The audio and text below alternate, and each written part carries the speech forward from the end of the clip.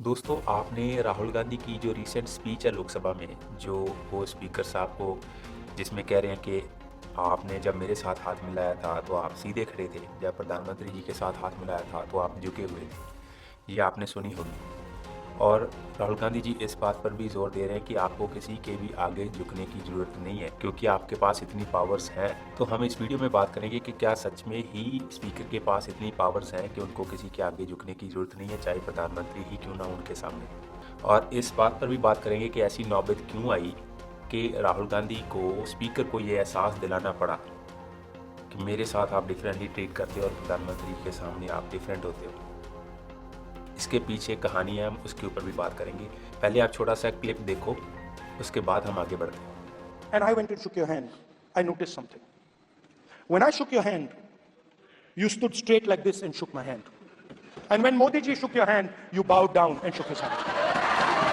माननीय प्रधानमंत्री सदन के नेता हैं और मुझे मेरी संस्कृति संस्कार ये कहते हैं,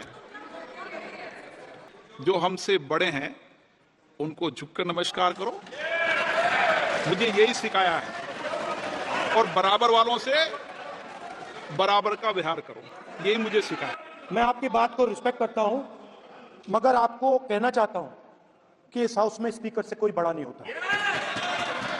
स्पीकर सबसे बड़ा है, हम सबको स्पीकर के सामने झुकना चाहिए। आपने देखा होगा कि स्पीकर साहब ने बाद में सफाई देते हुए ये भी कहा कि मैं अपने संस्कारों को फॉलो करता हूँ, हमारे देश की ये संस्कृति है कि बड़ों के आगे झुकना कोई गलत बात नहीं है। लेकिन वो यहाँ पर कहा जा सकता है कि सच नहीं बोल रहे थे, इसके पीछे कोई और वजह है। सबसे पहले उस वजह के बारे में बताने से पहले एक्चुअली मैं आपको बताता हूँ कि स्पीकर का चुनाव कैसे होता है। जब भी कोई नई लोकसभा चुनकर आती है तो आर्टिकल 94 है, उसमें ये लिखा है कि जो भी स्पीकर पहले से अपनी कुर्सी पर विराजमान है, जैसे ओम बिरला जी पहले भी स्पीकर थे हमारे, तो उनको नई लोकसभा की पहली मीटिंग से पहले इस्तीफा देना पड़ेगा।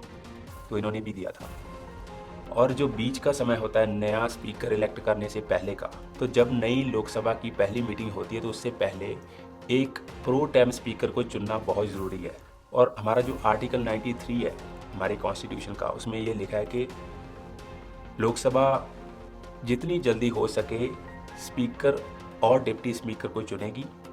अगर स्पीकर या डिप्टी स्पीकर की पोजीशन खाली होती है, वेकेंट होती है, तो उसकी जगह पर सदन किसी और एमपी को उसकी जगह पर चुनेगी, नो मैटर व्हाट। तो इसका मतलब ये है कि कोई भी मीटिंग हो तो उस समय एक स्पीकर का होना बहुत ज़रूरी है।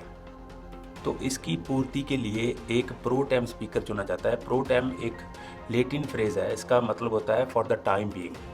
एक टेम्पररी समय के लिए एक स्पीकर का होना बहुत ज़रूरी है। और उसकी जो सिलेक्शन है वो इस बिहाफ पर होती है कि जो हमारे सीनियर लीडर्स होते हैं, मतलब खासकर रूलिंग पार्टी के, तो वो एक लीडर चुनते हैं, वो भी सीनियरिटी के बेस पर ही चुना जाता है।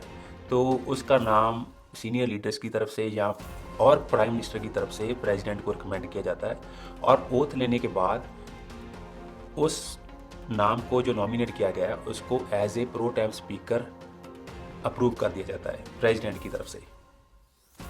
और ये जो प्रो टेम स्पीकर है या टेम्पररी स्पीकर है, ये उतनी देर तक अपनी पोजीशन पर रहते हैं जब तक नया स्पीकर इलेक्ट नहीं हो जाता। तो इनका काम भी यही होता है कि अपनी देख रेख के अंडर इलेक्शन करवाना, ताकि नया स्पीकर है जो वो इलेक्ट किया जा सके। तो इसके बाद जिस स्पीकर के पास बहुमत होता है, मतलब हमारे जो लोकसभा है उसमें 543 सीट्स है टोटल, और जिसके पास 272 होंगी या इससे ज़्यादा होंगी, तो वो जो कैंडिडेट है वो स्पीकर इलेक्ट हो जाता है। जो ओम बिरला जी हैं, ये 2003 से लेकर 2014 तक बीजेपी की सीट पर राजस्थान में एमएलए रह चुके हैं। इसके अलावा ये आरएसएस के वर्कर भी रह चुके हैं, और 2019 से ये हमारे लोकसभा स्पीकर भी हैं। तो ये मौके के इलेक्टेड एमपी भी हैं, क्योंकि स्पीकर उस समय का इलेक्टेड एमपी भी होना चाहिए। तो ये फैक्ट है कि जो नरेंद्र मोदी हैं ये हमारे स्पीकर साहब के आका हैं। आका इन द सेंस बॉस हैं। आपने लोगों को अक्सर ये कहते सुना होगा कि अगर किसी के अंदर गुलामी बढ़ चुकी है ना, तो चाहे उसको राजा की गद्दी पर भी बिठा दूँ तो वो उसके अंदर से गुलामी नहीं जाएगी। और ये जो स्पीकर की सीट है ये राजे की गद्दी से कम नहीं है। लेकिन स्पीकर साहब आदत से मजबूर हैं, उनसे रहा नहीं जाता। जब भी प्रधानमंत्री साहब उनके सामने आते हैं तो उनसे ऑटोमेटिकली झुका जाता है, चाहे वो इसके लिए कोई और रीज़न बताएं, वो सच नहीं है। तो यही वजह थी जो राहुल गांधी उनको एहसास करवा रहे थे कि बाहर आप जो भी हो, आपको आपकी पावर्स का ध्यान रखना चाहिए। जो हमारी लोकसभा है, जो आपसे एक्सपेक्ट करते हैं, जो रूल्स एंड रेगुलेशंस, आपको उसी तरह से हर लीडर के साथ ट्रीट करना चाहिए। तो आगे हम इन पावर्स की बात करते हैं कि एक्चुअली में सच में स्पीकर के पास इतनी पावर्स है कि वो प्रधानमंत्री के सामने सीधे खड़े होकर भी बात कर सकते हैं। इन्हीं पावर्स में से जो सबसे पहली जो पोजीशन है स्पीकर की, उसको प्रिंसिपल प्रिसाइडिंग ऑफिसर बोला जाता है हमारी लोकसभा में। जो प्रिसाइडिंग ऑफिसर होता है, इसका काम होता है बड़ी जिम्मेदारी से, अगर कोई इलेक्शन होने वाला है, जैसे असेंबली में या लोकसभा में इलेक्शंस होते हैं, तो उसकी टेक केयर करना और जो भी रूल्स एंड रेगुलेशंस हैं उनको फॉलो करके, and he must have a great knowledge of all this procedure के इलेक्शन कैसे होता है, और जो बैलेट है उसकी जो प्राइवेसी है उसको मेंटेन रखना और प्रॉपर तरीके से इलेक्शन करवाना। और inside the walls of Lok Sabha he has the full authority, मतलब फुल पावर होती है उनके पास। जो भी काम होता है वो स्पीकर की देख रेख के अंडर ही होता है। और जो काम होते हैं वो उनका जिक्र करेंगे स्पीकर की मर्जी के बिना, मतलब स्पीकर के अलाउ किए बिना ना ही कोई क्वेश्चन पुट अप किया जा सकता है लोकसभा में, और ना ही कोई बिल पास हो सकता है, ना ही कोई अमेंडमेंट की जा सकती है, और ना ही किसी प्रोसीडिंग पर आगे बढ़ा जा सकता है।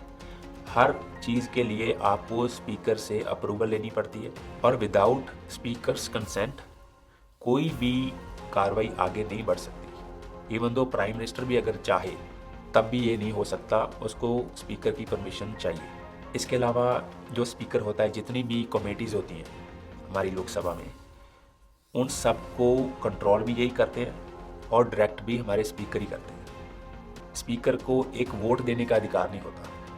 अगर कोई इलेक्शन हो रहा है लोकसभा में, इन केस ऑफ टाई सिचुएशन, अगर मुकाबला बराबरी पर आ जाए, दोनों side same number of MPs हो, तब स्पीकर की वोट का जो इस्तेमाल है वो किया जा सकता है। और speaker has the full power to kick out anybody from the house in case of any disrespect, any disobedience. I will not tolerate such behaviour. If you want to go out now. But if you stand again, I will order you out. Make your mind up. Either shut up and get out. कई बार ऐसा हुआ है कि अगर कोई MP speaker के कहने पर अपने आप बाहर नहीं जाते, लोकसभा को लीव नहीं करते, तो सिक्योरिटी गार्ड्स उठाकर उनको बाहर लेकर जाते हैं। और ये प्रधानमंत्री के साथ भी हो सकता है, लेकिन ऐसा प्रधानमंत्री के साथ इसलिए नहीं होता। एक तो प्रधानमंत्री अपनी मर्यादा का पालन करते हैं, उनको पता है कि मैं हेड ऑफ द हाउस हूँ, और दूसरी बात यह है कि उनकी जगह पर बोलने वाले और बहुत एमपी होते हैं, सो उनको ज़्यादा बहस करने की ज़रूरत नहीं पड़ती। और स्पीकर, जैसे मैंने बताया कि ये मोस्टली रूलिंग पार्टी के ही होते हैं, क्योंकि जब स्पीकर इलेक्ट होते हैं तो डेफिनेटली उनको बहुमत मिलता है, तो बहुमत वाले एमपीज़ की ही सरकार बनती है, तो वो अपने लीडर्स के अगेंस्ट इतने स्ट्रिक्ट एक्शन मोस्टली नहीं लेते। ये हमारे कॉन्स्टिट्यूशन में मैं कहूँगा कि एक सुधार की ज़रूरत है। अगर कोई स्पीकर चुना जाता है तो उसको अपनी पार्टी से फ़ौरन इस्तीफ़ा देना चाहिए। इंग्लैंड में ऐसा ही होता है, ताकि स्पीकर किसी भी दबाव के अंडर कोई काम ना करे। और वैसे भी जो स्पीकर होता है, ये सदन में हर पार्टी मेंबर्स के लिए एक कलेक्टिव वॉइस होते हैं, मतलब हर एमपी की इनको बात सुननी पड़ती है, हर को टाइम देना पड़ता है। ऐसा नहीं है कि सिर्फ जिस पार्टी की तरफ से चुन के आए हैं या जिस तरफ से इनको बहुमत मिला है, ये उन्हीं की बात करें। तो ये भी बहुत ज़रूरी है स्पीकर के लिए। यही कुछ बातें थी जो राहुल गांधी जी उनको एहसास दिलाने की कोशिश कर रहे थे। और जितने भी मनी बिल्स होते हैं, अगर कोई टैक्सेशन के ऊपर कोई नया बिल आ रहा है, और ये जितने भी मनी स्पेंडिंग बिल्स हैं, इसके ऊपर हमारे स्पीकर को सर्टिफाई करना पड़ता है। उनकी परमिशन के बिना ये बिल पास नहीं हो सकते।